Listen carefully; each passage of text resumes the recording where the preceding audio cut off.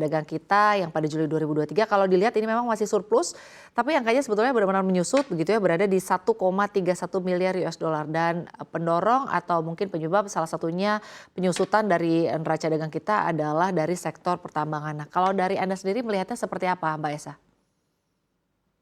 Iya, sesuai dengan prediksi ya bahwa memang terjadinya perlambatan dan juga penurunan harga komoditas yang semakin turun ya jauh dibandingkan tahun lalu itu memberikan dampaknya terhadap ekspor kita.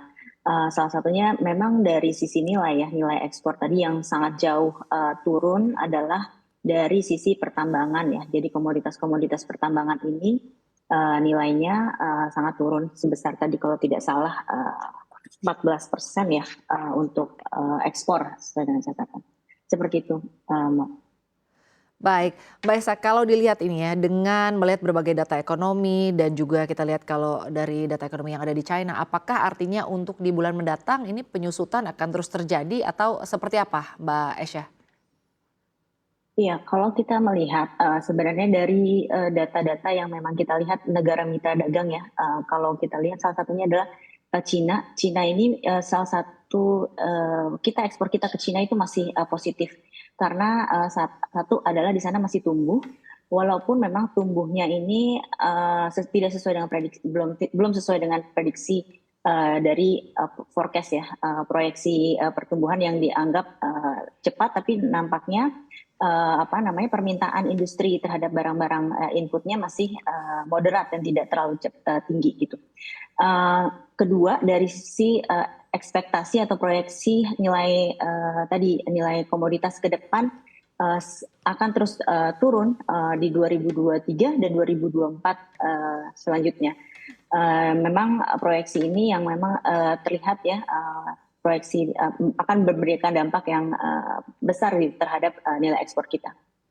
Baik, Mbak Esa, lalu dengan artinya menurunnya kinerja ekspor ke China dan juga ke Amerika Serikat begitu ya, sebetulnya pasar mana lagi nih yang bisa dibidik untuk menjadi pasar ekspor kita, Mbak Esya?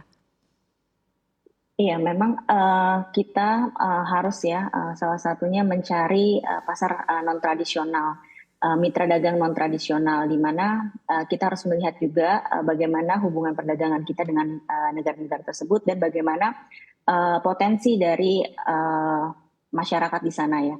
Apakah mereka emerging markets, apakah mereka memiliki populasi yang besar, dan bagaimana demand-nya terhadap produk kita. Misalnya kita contohnya beberapa negara yang sudah menjadi dalam list kita untuk menjadi non tradisional adalah negara-negara di Arab ya, Timur Tengah, kemudian juga negara Afrika yang memang mungkin kita bisa tingkatkan lagi dengan promosi perdagangan melalui atase perdagangan atau juga melalui perjanjian atau efektifkan dari potensi dari perdagangan perjanjian free trade agreement dengan mereka. Seperti itu. Baik, Mbak Esya. Lalu Mbak Esya, jika kita lihat ini kan bukan hanya soal kinerja ekspor begitu ya. Kalau kita lihat ini kinerja impor juga mengalami kontraksi. Kita lihat dari sisi migas maupun dari barang konsumsi. Nah, sebetulnya kalau permintaan di dalam negeri untuk saat ini seperti apa, Mbak Esya, kondisinya?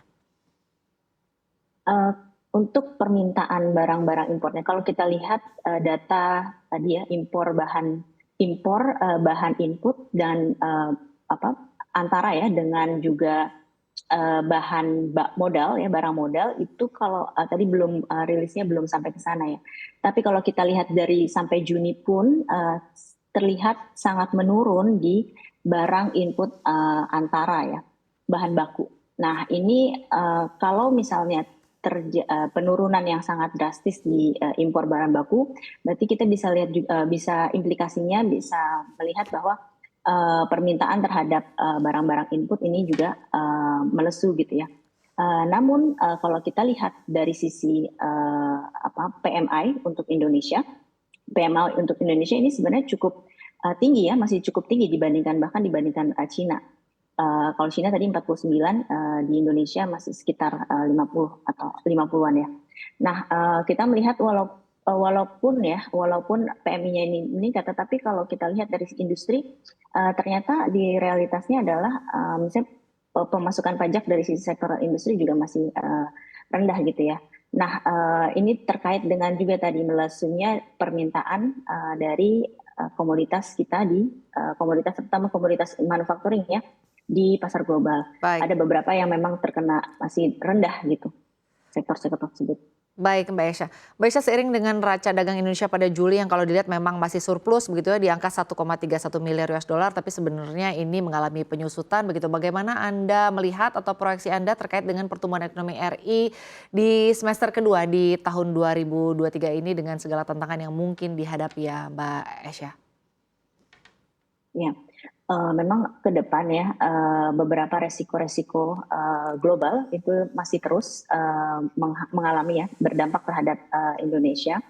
Salah satunya tadi dari sisi ekspor pun kita melihat ada perlambatan yang ke depan yang sangat serius untuk diwaspadai ya. Dari semester 1 dari Januari ke Juli terus menurun surplusnya dan ini patut diwaspadai ke depan. Juga kita harus melihat bahwa sektor manufaktur ini juga penting ya untuk terus dilihat bagaimana mereka output dari sektor industri ini bisa dapat mendukung dari ekspor kita. Memang ada beberapa sektor industri yang mengalami perlambatan ya, juga permintaan termasuk sektor industri pakaian, jadi dan lain-lain.